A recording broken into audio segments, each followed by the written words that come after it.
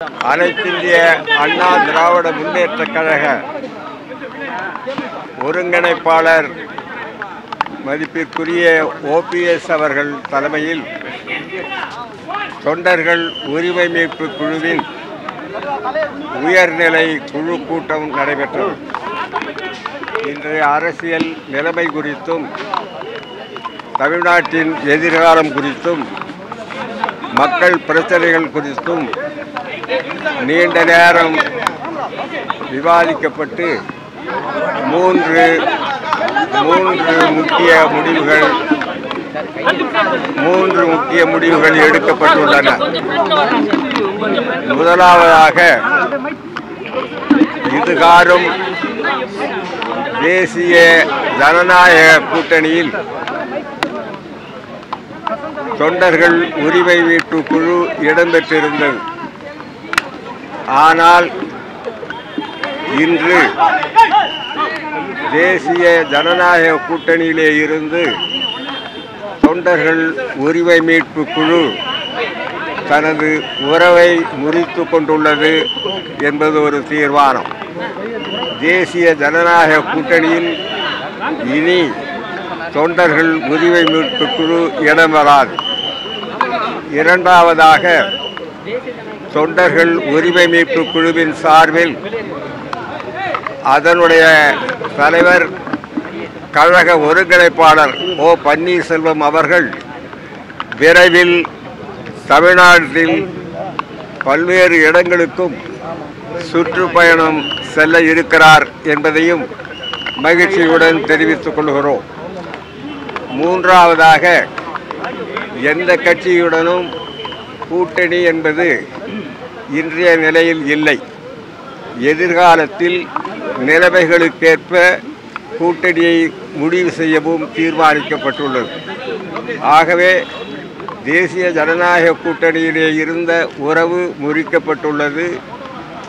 அன்பிற்குரிய ஒருங்கிணைப்பாளர் அவர்கள் விரைவில் சுற்றுப்பயணம் மேற்கொள்ள இருக்கிறார்கள். எந்த கட்சியுடன் எதிர்காலத்தில் கூட்டணி என்பதை இன்னும் சிறிது காலம் கழித்து அரசியல் நிலவரம் குறித்து ஆராய்ந்து முடிவெடுக்கப்படும். என்ன காரணம்? காரணங்கள் நாடு அறிந்ததுதான். நாம் எடுத்து சொல்ல வேண்டிய அவசியம் இல்லை. 26 தேர்தல் அப்படிங்கிறது முக்கியமான தேர்தலாக பார்க்கப்படுது தமிழ்நாட்டில். இப்போ அதை ஒட்டி நீங்க எப்படி பயணப்பட போறீங்க? அதான் அவர் பயணத்தை மேற்கொள்ள இருக்கிறார். எத்தனையோ தேர்தல்கள் தமிழ்நாடு சந்தித்து இருக்கிறது. அதே போல 2026 தேர்தலும் வரும். அதில் சரியான கூட்டணி, மக்களை சரியான திசையில் வழிநடத்தி செல்லுகின்ற கூட்டணி எதிர்காலத்தில் அமையும். அதை பொறுத்து எங்களுடைய முடிவு இருக்கும். 2023 நிர்வாகிகள் முடிவு ஒருமித்த முடிவாக இருந்ததா? ஆம்.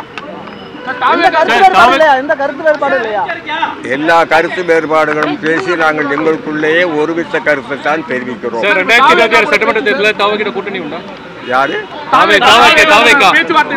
அதாவது கூட்டணியை எங்களை நிலைநிறுத்திக் கொண்டுதான் கூட்டணியை தீர்மானிப்போம்.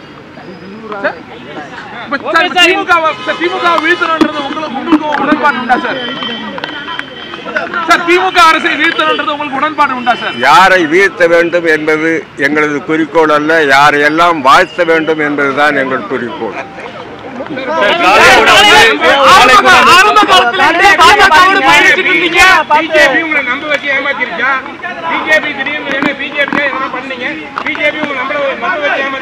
பிஜேபி எங்களுக்கு என்ன செய்தது என்பதை நாங்கள் சொல்ல வேண்டிய அவசியமில்லை. நாடே அறியும்.